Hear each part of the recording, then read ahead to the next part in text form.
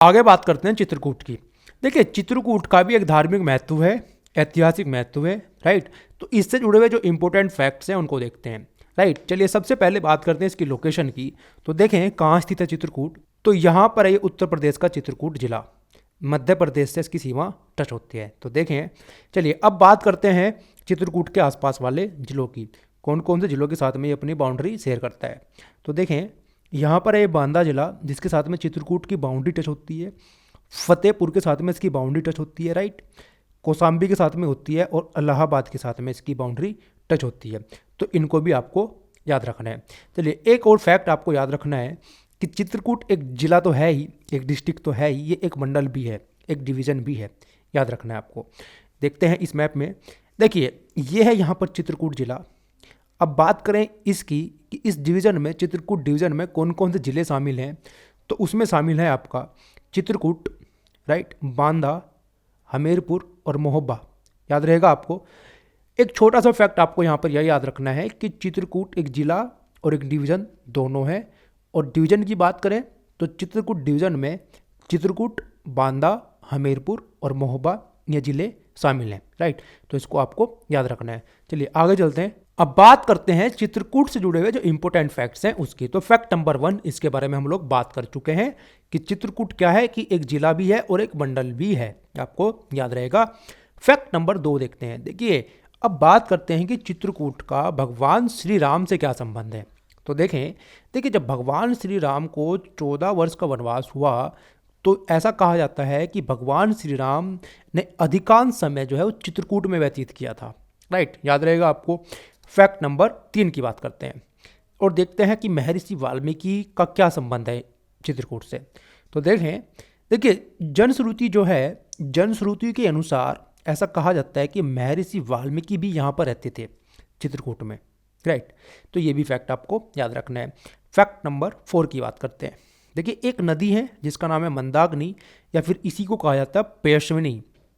सो जो मंदाकिनी नदी है वो चित्रकूट के जंगलों से प्रवाहित होती है। तो पूछ लिया जाए कि मंदाकिनी के बारे में बताओ, तो एक फैक्ट तो आपको यह याद रखना है कि चित्रकूट के जंगलों से प्रवाहित होती है मंदाकिनी नदी, जिसको पेशवनी भी कहा जाता है, राइट।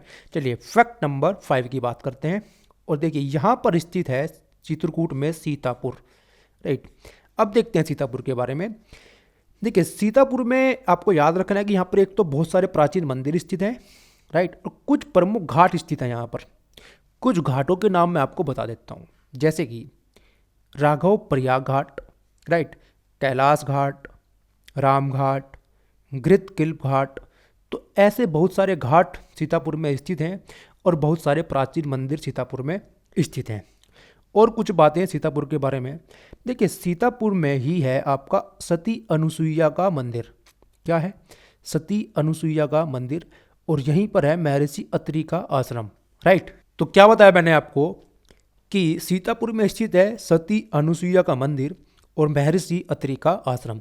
तो देखिए ये कुछ इंपॉर्टेंट फैक्ट्स हैं चित्रकूट से संबंधित, जिनको आपको भूलना नहीं है, बिल्कुल भी याद रखना है। एक बार फिर से देख लेते हैं। पहला फैक्ट आपको याद रखना है कि एक जिला भी है चित्रकूट, एक मंडल भी है, राइट। और इसमें कौन कौन से जिले शामिल हैं तो उनकी हमने बात की। चित्रकूट शामिल है, राइट, बांदा शामिल है, हमीरपुर शामिल है और आपका महोबा इस डिवीजन में आता है, याद रहेगा आपको। चलिए फैक्ट नंबर 2 की हमने बात की कि भगवान श्री राम ने जब उनको वनवास हुआ तो उन्होंने अपना अधिकांश समय चित्रकूट में व्यतीत किया था, राइट।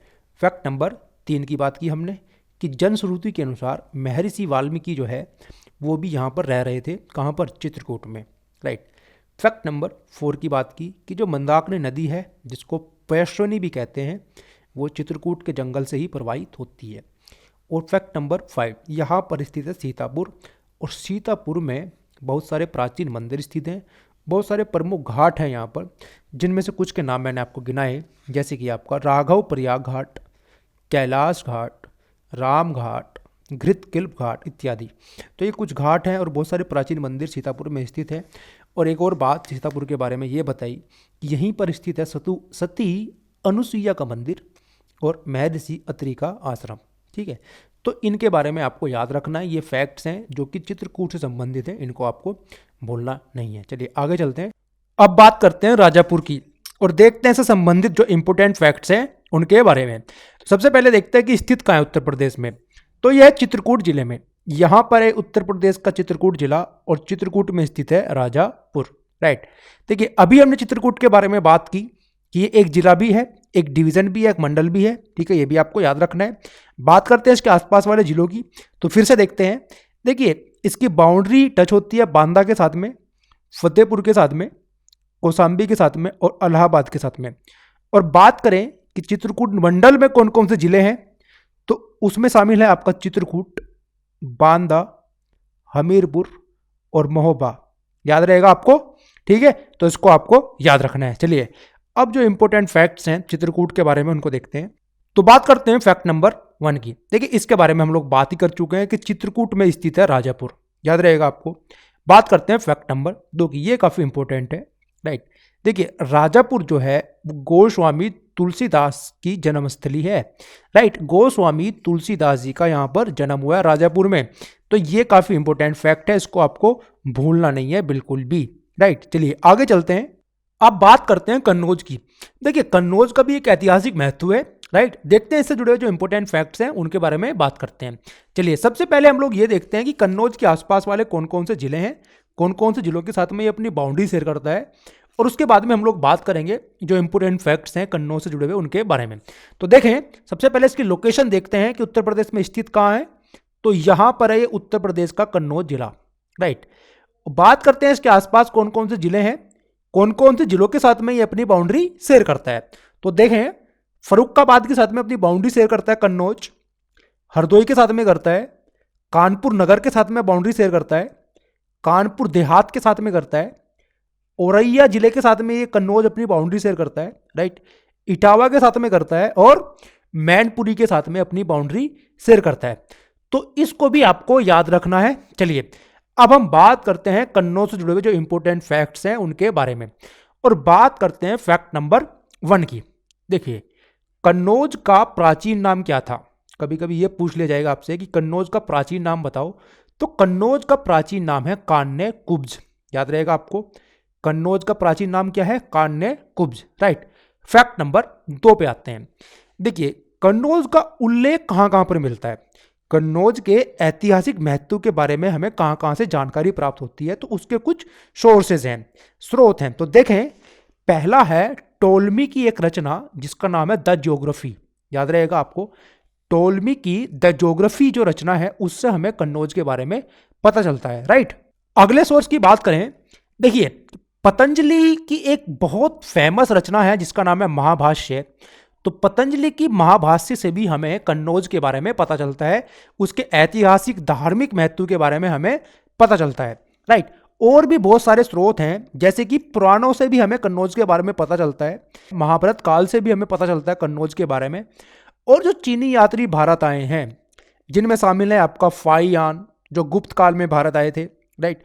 हर्षवर्धन के काल में जो आए ह्वेनसांग, तो इनका जो यात्राओं का विवरण है, राइट, उनसे भी हमें कन्नौज के बारे में पता चलता है। तो यहां पर हमने बात की कन्नौज से जुड़े हुए कुछ सोर्स जिनसे हमें पता चलता है कन्नौज के ऐतिहासिक धार्मिक महत्व के बारे में। पहला हमने बात की यहां पर टोलमी की एक रचना है जिसका नाम है द ज्योग्राफी, पतंजलि के महाभाष्य, राइट। इवन पुराणों महाभारत यहां से भी हमें कन्नौज के बारे में पता चलता है। और जो चीनी यात्री भारत आए हैं जैसे कि फाइयान, ह्वेनसांग, तो इन्होंने जो अपनी यात्राओं का विवरण दिया है वहां से भी हमें कन्नौज के बारे में पता चलता है। बात करते हैं फैक्ट नंबर 3 की। तो देखिए हर्षवर्धन का बड़ा खास संबंध है कन्नौज से, क्योंकि पहला हर्षवर्धन की राजधानी कन्नौज थी, राइट। दूसरा जो कन्नौज है, कन्नौज की जो समृद्धि है, हम कहें कन्नौज की समृद्धि और उसका जो वैभव है वो अपनी चरम सीमा में था हर्षवर्धन के काल में। क्या कहा मैंने कि कन्नौज की समृद्धि और जो उसका महत्व है वो अपने शिखर पर था हर्षवर्धन के काल में। तो ये भी आपको याद रखना है। आगे बात करते हैं फैक्ट नंबर 4 की। तो देखिए जो चीनी यात्री ह्वेनसांग है वो हर्षवर्धन के काल में भारत आए थे, इसके बारे में अभी हमने बात की। तो ह्वेनसांग ने कन्नौज का जो वैभव है उसकी प्रशंसा की है, काफी प्रशंसा की है, राइट। और ह्वेनसांग के समय कन्नौज को कहा जाता था नगर महोदय श्री। तो बहुत इंपॉर्टेंट फैक्ट है ये, इसको आपको भूलना नहीं है। ये एग्जाम में आता है और पूछा जाता है कि किस नगर को नगर महोदय श्री कहा जाता है, तो आपको याद रखना है कन्नौज को कहा जाता है। ठीक है, तो जब ह्वेनसांग हर्षवर्धन के काल में भारत आए थे तो उन्होंने कन्नौज के वैभव को देखा, उसकी प्रशंसा की, राइट, और उस समय कन्नौज को नगर महोदय श्री कहा जाता था, राइट, याद रहेगा आपको। चलिए आगे बात करते हैं फैक्ट नंबर 5 की। तो देखिए जब हर्षवर्धन की मृत्यु हुई, राइट, तो हर्षवर्धन की मृत्यु के बाद में कन्नौज पर अधिकार करने के लिए एक त्रिदलीय संघर्ष आरंभ होता है। ट्रिपेटाइट स्ट्रगल कन्नौज पर अधिकार करने के लिए शुरू होता है और उसमें शामिल होते हैं, आप इस मैप में इधर देखिए, जो त्रिदलीय संघर्ष शुरू होता है कन्नौज पर अधिकार करने के लिए, उसमें शामिल होते हैं आपके गुज्जर प्रतिहारा, बंगाल के पालाज और राष्ट्रकूटाज, राइट। तो इन तीनों के बीच में कन्नौज पर अधिकार करने के लिए एक ट्रिपेटाइट स्ट्रगल, एक त्रिदलीय संघर्ष आरंभ होता है और जो अंतिम विजय होती है वो किसकी होती है? गुज्जर प्रतिहाराज की। ठीक है, इसके बारे में हम लोग डिटेल में डिस्कस करेंगे जब हम मेडिवल इंडिया के बारे में डिस्कस करेंगे, राइट। तो ये भी आपको याद रखना, ये भी एक फैक्ट है जो कि कन्नौज से संबंधित है। चलिए आगे बात करते हैं फैक्ट नंबर 6 की। तो देखिए जो मोहम्मद गोरी हैं, और जब मोहम्मद गोरी ने भारत पर आक्रमण किया तो उस समय कन्नौज के जो शासक थे वो थे जयचंद्र। गहड़वाल वंश के शासक जयचंद उस समय कन्नौज पर राज कर रहे थे। ठीक है, तो ये भी आपको याद रखना है। ठीक है, आगे बात करते हैं फैक्ट नंबर 7 की। तो देखिए कन्नौज से जुड़े हुए हैं कुछ कवि, बहुत महत्वपूर्ण कवि हैं, लेखक हैं, इनके नाम भी आपको याद रख लेने चाहिए, जिनमें शामिल हैं आपका राजशेखर, राइट, राजशेखर ये कवि हैं, भवभूति और बाण, ये कुछ प्रमुख कवि हैं जिनका संबंध है कन्नौज से, राइट। आगे बात करते हैं फैक्ट नंबर 8 की।